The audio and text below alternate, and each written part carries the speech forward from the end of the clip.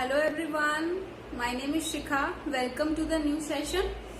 हमने new chapter start किया था प्रीवियस वीडियो में, फर्स्ट चैप्टर बट वो था unit number 15, that is polymers. Polymers हमने स्टार्ट किया था, एक लेक्चर हमने पढ़ लिया था। Today is our second lecture, तो उसका थोड़ा सा आइडिया ले लेते हैं that what we have studied. तो उसमें हमने देखा था कि पॉली दो वर्ड से देखा था हमने, पॉली दो वर्ड से मिलके बना है। Poly means many and merge means unit, और वी कैन से पार्ट्स। जब छोटी छोटी स्मॉल यूनिट्स आपस में मिलके एक बिग स्ट्रक्चर बनाए, उसे हमने क्या बोला था?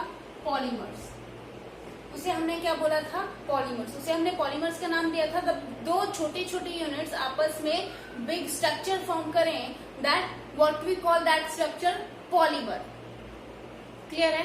सो can I call it macro? क्यों? Macro means something big. Okay, तो मैक्रो इसको हम बोल सकते हैं। तो इसको क्या बोल सकते हैं हम? इन छोटी छोटी यूनिट्स को हम इनको बोल सकते हैं माइक्रो। क्लियर है? छोटी छोटी यूनिट्स को हम माइक्रो बोल सकते हैं। और जो पॉलीमर बिग स्ट्रक्चर फॉर्म हुआ after the repetition of small units, उसको हमने बोला मैक्रो और पॉलीमर्स। ओके, हमने दो तरह से नेक्स्ट हमने क्लासिफाई किया था, दो तरह से पॉलीमर्स को, दैट इज होमो पॉलीमर हमने देखा था। होमो पॉलीमर, जिसमें हमने क्या किया था? Homo means same. जब सेम काइंड की यूनिट्स, बिल्कुल सेम काइंड के मोनोमर्स और we can say units combine करके क्या बनाए? पॉलीमर बनाए। और मतलब बिल्कुल सेम होनी चाहिए, उसमें कोई भी डिफरेंट तरह का मोनोमर नहीं होना चाहिए। अगर हम इथीन ले रहे हैं तो वही रेपिटेशन में फॉर्म करके पॉलीइथीन फॉर्म करेगा, उसकी जगह पे हम कोई और यूनिट नहीं ले सकते। इसलिए हमने पॉलीइथीन को होमो पॉलीमर बोला, बिकॉज वो सेम मोनोमर यूनिट से फॉर्म हुआ था। वैसे ही क्या था? पीवीसी था, जो हमने देखा था प्रीवियस लेक्चर में, और पैन था। There are number of examples in the homo polymer, but जो हमने पढ़े थे पॉलीइथीन, पीवीसी एंड पैन हमने पढ़ा था। और सेकंड हमने क्या देखा था? कोपॉलीमर को हमने सेकंड भी हमने देखा था। क्या उसको बोल सकते हैं? That is mixed polymer. उसको हम क्या बोल सकते हैं? Mixed. As the name indicate, mixed. उसमें क्या होंगे? दो डिफरेंट तरह के मोनोमर क्या फॉर्म करेंगे? दो डिफरेंट तरह के मोनोमर कंबाइन करके पॉलीमर बनाएंगे, but that is mixed polymer. We can't say that homo polymer. Mixed polymers को बोलेंगे। इसमें हमने एग्जांपल लिया था नायलॉन 6 का एग्जांपल लिया था। सो after previous lecture, few of students asked me that why this is called nylon 6/6. What is the 6/6 stand for? What is the meaning of this nylon 6/6? Why we can only say nylon? Why this is nylon 6/6? So हमने क्या देखा था? Mixed polymer है, दो different unit रहेंगे इसमें। Previous lecture में हमने देखा था what are the two different units, that is hexamethylene and diamine। Hexamethylene, diamine. Number of students गलती कर देते हैं कि क्या करेंगे? NH2 मैंने क्या रखा? यहां से मैंने बॉन्ड बनाया M के साथ, N के साथ मैंने यहाँ पे बॉन्ड बनाया। अब कई स्टूडेंट्स क्या करते हैं? ऐसे लिख देते हैं NH2। This is wrong, this is very wrong. Bond किसके साथ फॉर्म हुआ है? नाइट्रोजन के साथ। बॉन्ड किसके साथ फॉर्म हुआ है? नाइट्रोजन के साथ बॉन्ड फॉर्म हुआ है। तो हम यहाँ पे क्या लिखेंगे? NH2। वी कांट से NH2, this is very wrong. जिसके साथ बॉन्ड फॉर्म होगा, this is the right way to write. Okay, तो ये था हमारा वन यूनिट थी हमारी हेक्सामिथाइलिन डायमीन, और दूसरी यूनिट क्या थी? Adipic acid. दूसरा मोनोमर क्या था जो हमने लिया था? That is adipic acid.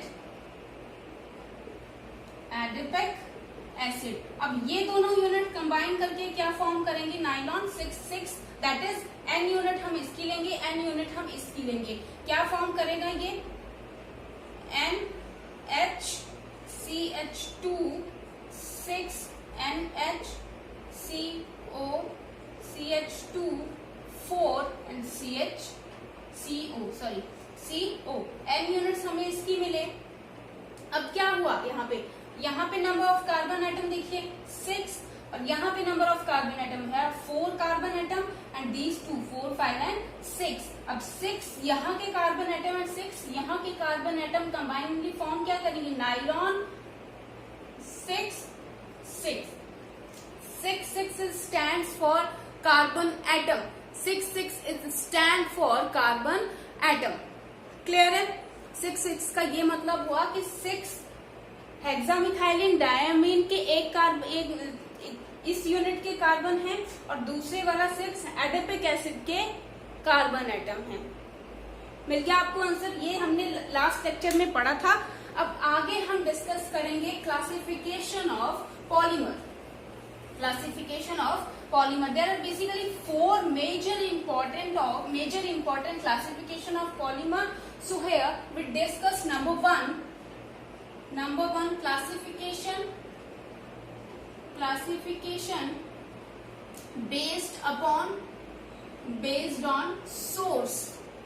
Classification based on source, कि सोर्स के बेसिस पे हमें कितने तरह के पॉलीमर मिलेंगे, जो सोर्सेज हैं हम उनसे कितनी तरह के पॉलीमर हमें मिल सकते हैं, उसमें हम डिस्कस करेंगे। There are major 3 categories, that is number 1 is natural and second one is number 1 आ गया यहाँ पे natural and second one is synthetic and 2 category के बीच में जो सेमी रहेगा और सिंथेटिक रहेगा, सेमी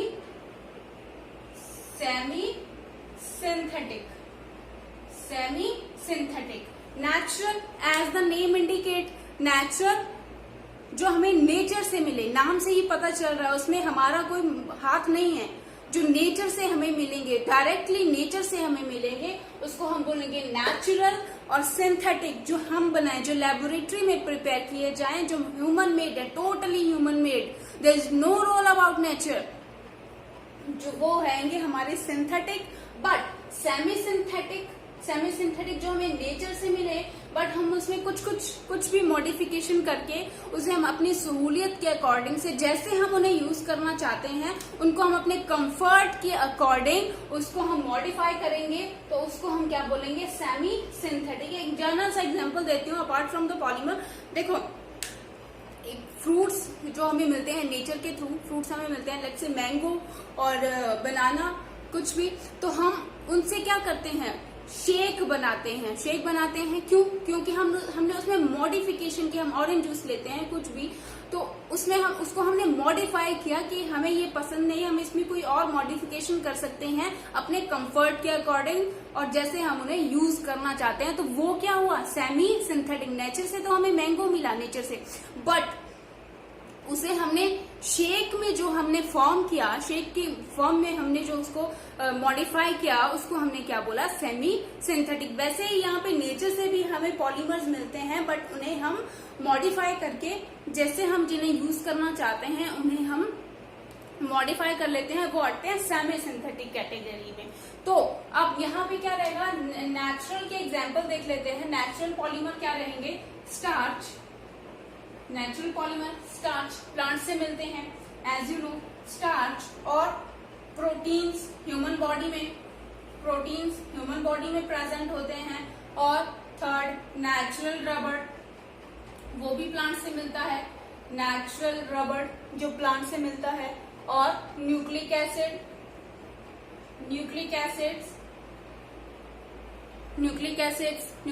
हो गया, न्यूक्लिक एसिड और सेलुलोज, ये क्या रहेंगे हमारे नेचुरल पॉलीमर। स्टार्च हमें प्लांट से मिला, प्रोटीन्स हमारी बॉडी में प्रेजेंट रहते हैं, नेचुरल रबर जो हमें प्लांट से मिलता है। आपने देखा होगा प्लांट्स की साइड में जो कोन जैसा लगाया होता है, बहुत छोटे होते हैं तो हम बहुत देखते थे, आपने भी देखा होगा, खैर जो कोन जैसा लगाया होता है पेड़ के साइड में, वो स्टिकी सा मटेरियल निकलता है, वो नेचुरल रबर है, उसको नेचुरल रबर बोलेंगे। और नेक्स्ट न्यूक्लिक एसिड्स हमारी बॉडी में प्रेजेंट रहते हैं, नेचुरली जो प्रेजेंट रहते हैं, सेल्यूलोज प्लांट जिसके हम कपड़े पहनते हैं, हाँ, तो ये क्या हुए हमारे नेचुरल पॉलीमर, जो हमें उसमें हमें कुछ करने की जरूरत नहीं है, वो हमें नेचर से मिले हैं, नेचर से गिफ्ट्स में मिले हैं हमें, ठीक है। अब नेक्स्ट हम ले लेते हैं सिंथेटिक। सिंथेटिक पॉलीमर्स आर जिनको हम लैब में प्रिपेयर कर सकते हैं। मैंने आपको बोला जिन जो मैन मेड है, जो आर्टिफिशियल पॉलीमर्स हैं, जिनकी हमें जरूरत है, इसलिए हमें उनको लेबोरेटरी में मैन्युफैक्चर करना पड़ा। उसमें हम क्या लेंगे, हमने कल डिस्कस किया था पॉलीथीन और पीवीसी, पॉलीविनाइल क्लोराइड, पैन और बेकेलाइट और terylene, Teflon, these are polythene, PVC, PAN, bakelite, terylene, Teflon. Polythene में हमने इथेन लिया था, that is CH2 double bond CH2। PVC में हमने क्या लिया था, CH2 double bond CHCl, vinyl chloride लिया था। पैन में हमने क्या लिया था, CH2 डबल बॉन्ड CHCl लिया था हमने। और बेकेलाइट में टेंशन नहीं लेनी, ये हम आगे पढ़ेंगे जब हम इनकी फॉर्म पढ़ेंगे कि कौन कौन से बॉन्ड फॉर्म होते हैं इनमें, तब इनको डिटेल में पढ़ेंगे। अभी बस हम इनको क्लासिफाई कर रहे हैं कि कौन सा पॉलीमर कौन सी कैटेगरी में आएगा। देखो ध्यान से देखना, कई बार आपके एग्जाम्स में क्वेश्चन पूछ लेते हैं कि कोई भी आपको मोनोमर दे देंगे या फिर पॉलीमर दे देंगे कि ये कौन सी polymer, these monomer unit in which polymer, या फिर ये कौन सा पॉलीमर है। जैसे पीवीसी दे देंगे, for example let's say PVC belongs to which category, PVC belongs to which classification. बहुत ध्यान से समझना, ये एक बोनस चैप्टर है, polymer is a bonus chapter. कई बार स्टूडेंट इसको छोड़ देते हैं कि नहीं ये रट्टाफिकेशन वाला है, हमसे रट्टा नहीं लगेगा, लेकिन जैसे आप इसको ध्यान से पढ़ेंगे गाइस तो बहुत इजी चैप्टर है, बहुत ही ज्यादा इजी चैप्टर है और छोटा चैप्टर है, इसलिए ध्यान से पढ़िएगा। इसके मोनोमर्स कभी कभी बेकेलाइट का पूछ लेंगे, बेकेलाइट मोनोमर्स और बेकेलाइट्स आर बेकेलाइट्स के दो मोनोमर है इसके, that is phenol and formaldehyde. Clear है, इसलिए ध्यान से समझना, कोई दिक्कत नहीं, टेंशन लेने की जरूरत नहीं है, इजीली पढ़ेंगे, कंफर्ट से पढ़ेंगे, टेंशन लेके नहीं पढ़ना है। मैंने क्या बोला, सिंथेटिक पॉलीमर जिनको मैन मेड रहेंगे, जो मैन मेड रहेंगे, polythene, PVC, PAN, bakelite, terylene, Teflon, ये रहेंगे हमारे सिंथेटिक पॉलीमर। और सेमी सिंथेटिक जो हमें नेचर से मिलेंगे लेकिन हम उनमें मॉडिफिकेशन करेंगे। सेमी सिंथेटिक का एग्जाम्पल ले लेते हैं, वॉल्केनाइज्ड rubber.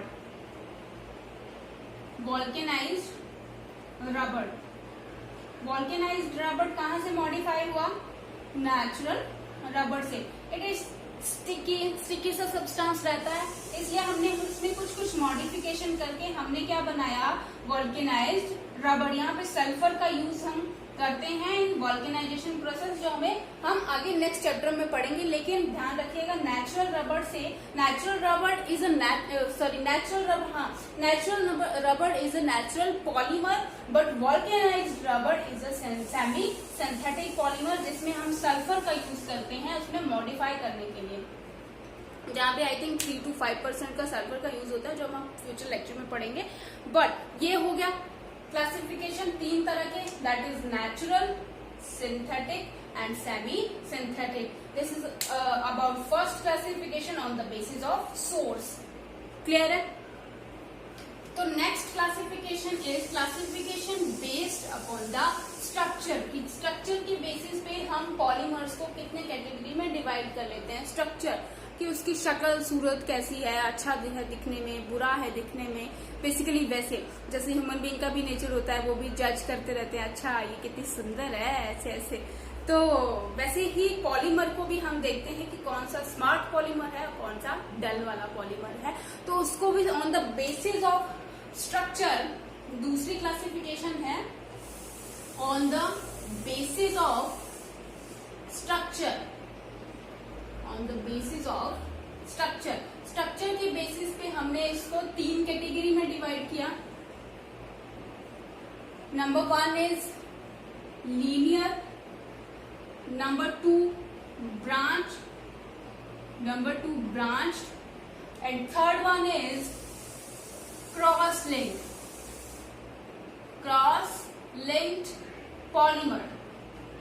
Cross linked polymers structure के बेसिस पे हमने इसको 3 कैटेगरी में डिवाइड किया, that is linear, branch and cross linked polymer. अब जो लीनियर है, नाम से ही पता चल रहा है, as the name indicate, linear means बिल्कुल चेन में रहेगा वो, उसमें कोई तोड़ मरोड़ करने की जरूरत नहीं है, बिल्कुल लीनियर हमें मिलेगा, इसलिए उसको हमने क्या बोला, बिल्कुल लाइन अलाइनमेंट रहेगी इसमें, इसलिए हमने इसको क्या बोला, लीनियर। बेसिकली ये कोई ज्यादा घमंड नहीं दिखाता है कि हाँ जी मुझे बहुत अकड़ में रहना है, ठीक है, ओके। तो ये बिल्कुल लाइन में मिलेगा हमें लीनियर। अब इसमें क्या होगा, बहुत सारे let's say these are threads आपस में क्या करेंगे, बिल्कुल सेट हो जाएंगे, सेम प्रॉपर्टीज हैं, सेम बिहेवियर है, तो वो क्या करेंगे, वो बोलेंगे कि आओ रल मिल के रहते हैं। तो बेसिकली ये आपस में अटैच हो जाएंगे, जिसकी वजह से क्या होगा इनका, मान लो ये ऐसे ऐसे बिल्कुल क्लोजली पैक्ड हो गए, बिल्कुल क्लोजली पैक्ड हो गए ये, ठीक है, बिल्कुल क्लोजली पैक्ड हो गए। तो इनका क्या हुआ, वॉल्यूम क्या हुआ, इनका वॉल्यूम कम हो गया, पैक होने की वजह से वॉल्यूम कम हो गया इनका, और डेंसिटी क्या हो गई, डेंसिटी क्या हो गई इनकी, इंक्रीज, डेंसिटी क्या हो गई इनकी, इंक्रीज। और मेल्टिंग पॉइंट भी क्या हो गया इनका, डेंसिटी इंक्रीज हुई तो मेल्टिंग पॉइंट भी, मेल्ट होने में ये बहुत क्लोजली पैक्ड है तो मेल्ट होने में ज्यादा टाइम लगाएंगे, melting point also going to increase. High linear जो पॉलीमर है उनका एक और नाम है हाई डेंसिटी पॉलीथीन। पेपर में कई बार क्वेश्चन आया कि हाई डेंसिटी पॉलीथीन कौन सी कैटेगरी में आता है, या फिर एग्जाम्पल दे देंगे which one is high density polythene. So बहुत फोकस करके पढ़िएगा guys. High density polythene linear polymer में, क्योंकि यहाँ पे इनका वॉल्यूम कम हो जाता है ड्यू टू दिस अलाइनमेंट, जो इसका स्ट्रक्चर है, ओके, इसको हमने बोला लीनियर पॉलीमर। अब इसके एग्जाम्पल क्या रहेंगे लीनियर पॉलीमर के, वही हाई डेंसिटी पॉलीथीन इसका एग्जाम्पल आ जाएगा, हाई डेंसिटी पॉलीथीन। और क्या रहेंगे, nylon is also linear polymer, nylon is also linear polymer. और पीवीसी पॉलिएस्टर जिसके हम कपड़े पहनते हैं, polyester, these are linear polymer, ये क्या रहेंगे हमारे लीनियर पॉलीमर। क्लियर है, यहाँ पे हाई डेंसिटी पॉलीथीन पे मेजर फोकस करिएगा। हाई डेंसिटी पॉलीथीन जो है वो लीनियर पॉलीमर है due to its structure, due to its alignment. Clear है, और इसके एग्जाम्पल रहेंगे high density polythene, nylon, PVC, polyester. PVC is a homopolymer, मैं रिपीट करती रहूंगी बीच में, आपको भूलने नहीं दूंगी मैं। PVC is a homopolymer and nylon is a copolymer and its units are hexamethylene diamine and adipic acid। बोलिए adipic acid। ये रहा हमारा लीनियर पॉलीमर। अब आगे ब्रांच के नाम से ही पता चल रहा है, ये क्या शो करेगा, ब्रांचेस। ये क्या शो करेगा, ब्रांचेस शो करेगा। मान लो यहाँ पे ये ब्रांचेस रहेंगी, यहाँ पे ब्रांचेस रहेंगी, ये ब्रांचेस देगा। अब क्या करेगा, जैसे ये पैक होने की कोशिश करेगा, ये भी इसकी नकल करने लगेगा ब्रांच, लेकिन कर नहीं पाएगा। क्यों, क्योंकि इसमें ब्रांचेस रहेंगी। ऐसे जब पैक होने लगेगा तो इसकी जो ब्रांचेस हैं वो इसके आड़े आएंगी और क्या होगा, रिपल्शन शो करने लगेंगी। ब्रांचेस इसको क्लोजली पैक नहीं होने देंगी, रिपल्शन शो करेगी, जिसकी वजह से इसका वॉल्यूम इंक्रीज हो जाएगा, जिसकी वजह से इसके वॉल्यूम में इंक्रीमेंट होएगी और डेंसिटी गोइंग टू डिक्रीज। और इसकी वजह से इसको हमने क्या बोला, लो density polythene. Linear polymer is a high density polythene and branched polymer is low density polythene due to its structure, due to its branches. You got my point or not? Okay, did you get me? Low density polythene branched polymer का example रहेगा। अब इसमें example और क्या ले लेंगे branched polymer में, branch polymer में और क्या रहेगा हमारा ग्लाइकोजन, ब्रांच पॉलीमर में क्या रहेगा हमारा ग्लाइकोजन, ब्रांच पॉलीमर में ग्लाइकोजन रहेगा, glycogen and starch, glycogen and starch, these are branch polymer. Example आ जाता है starch is which type of polymer, linear branch cross link. So आपने पढ़ा होगा तो you will definitely get your answer without any disturbance, without any thinking, without any pressure, अगर आपने थोड़ा सा भी देखा होगा। तो glycogen and starch are branched polymer and PVC, nylon, ये सब क्या है हमारे linear polymer, high density polythene, sorry high density polythene and branch are low density polythene due to its branches. दो हमने कर लिए। नेक्स्ट आता है हमारा क्रॉस लिंक पॉलीमर।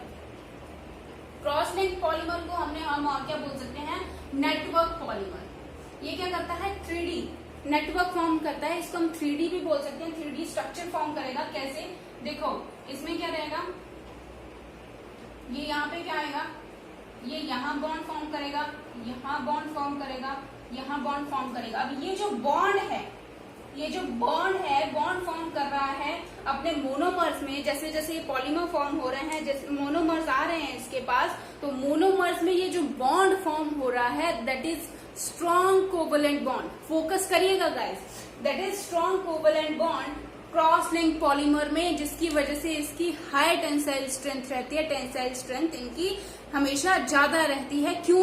क्योंकि इनके कोवलेंट बॉन्ड बहुत स्ट्रांग होते हैं due to its cross link structure. अब देखो, मैंने यहाँ पे इसको अटैच कर लिया है, this marker is suppose covalent bond. इसको बहुत, अगर मेरे दोनों बाजुओं में कोवलेंट बॉन्ड आ जाएगा that it definitely require more some kind, बहुत ही ज्यादा एनर्जी चाहिए इसको तोड़ने के लिए। क्यों? क्योंकि there is strong covalent bond.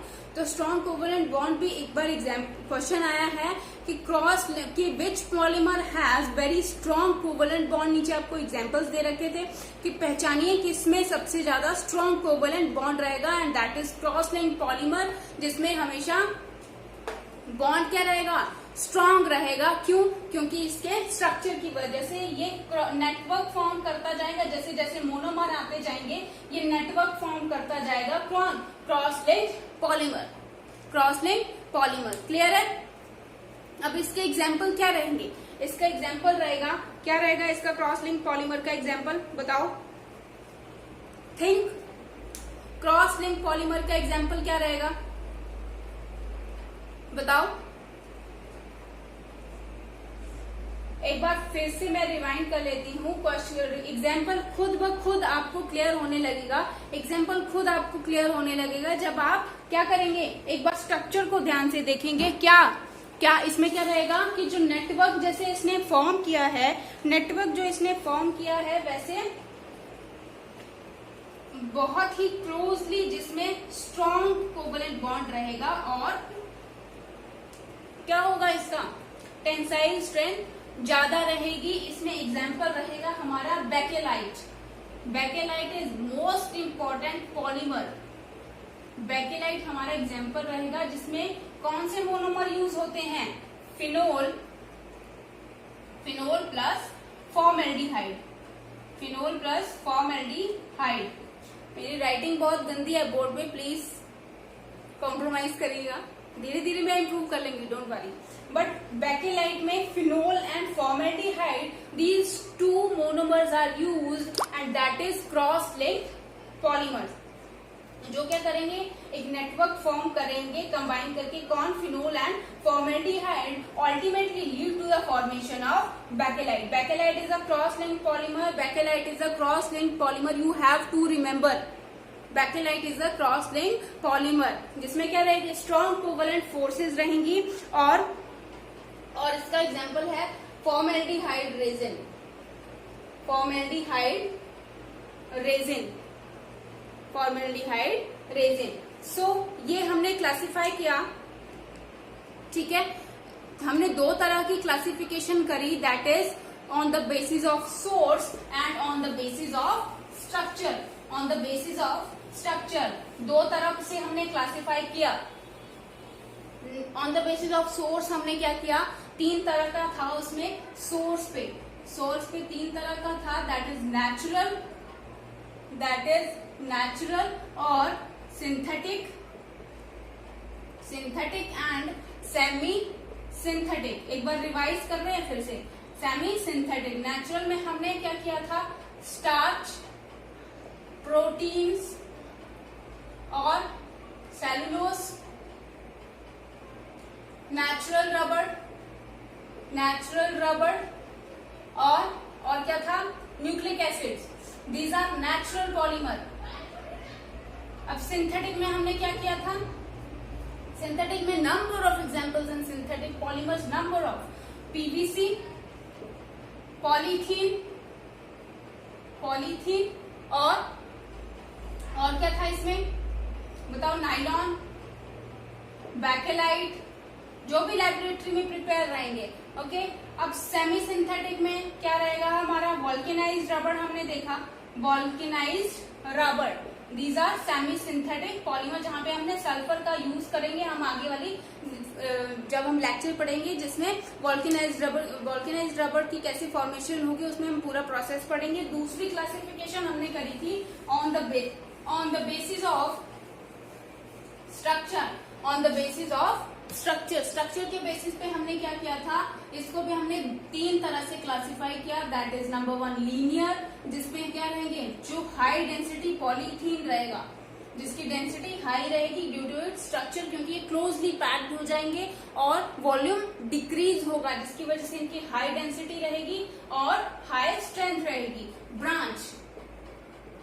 Branch में हमने क्या देखा था, ब्रांचेस फॉर्म होंगी जिसकी वजह से ये क्लोज पैक नहीं हो पाएंगे, रिपल्शन शो करेंगी इसकी जो ब्रांचेस रहेंगी, जो क्या रहेगा, लो डेंसिटी पॉलीथीन। और क्या रहेगा इसके बाद, क्रॉस लिंक्ड पॉलीमर, जिसमें क्या देखा हमने, बहुत ही स्ट्रॉन्ग कोवेलेंट बॉन्ड की फॉर्मेशन होगी, नेटवर्क स्ट्रक्चर फॉर्म करेगा, 3D स्ट्रक्चर फॉर्म करेगा और कोवेलेंट बॉन्ड जो रहेगा वो बहुत ही स्ट्रॉन्ग रहेगा, जो जिसकी वजह से क्या, ये इसकी स्ट्रेंथ जो होगी वो बहुत स्ट्रॉन्ग होगी, मच हायर किसकी, क्रॉस लिंक्ड पॉलीमर की। Example, well known example is bakelite, जिसको हम इन फ्यूचर लेक्चर में डिटेल में पढ़ेंगे। टेंशन नहीं लेनी है, धीरे धीरे चलेंगे, टेंशन के साथ नहीं पढ़ना है। मैं आपको प्रॉमिस करती हूँ कि भूलने नहीं दूंगी मैं चैप्टर, ठीक है। ओके, बाकी हम नेक्स्ट लेक्चर में पढ़ते हैं। अगर किसी को कोई दिक्कत होगी, किसी को कोई प्रॉब्लम आएगी, you can call me any time, ठीक है। बाकी नेक्स्ट लेक्चर में करते हैं। Okay, till then bye bye, have fun.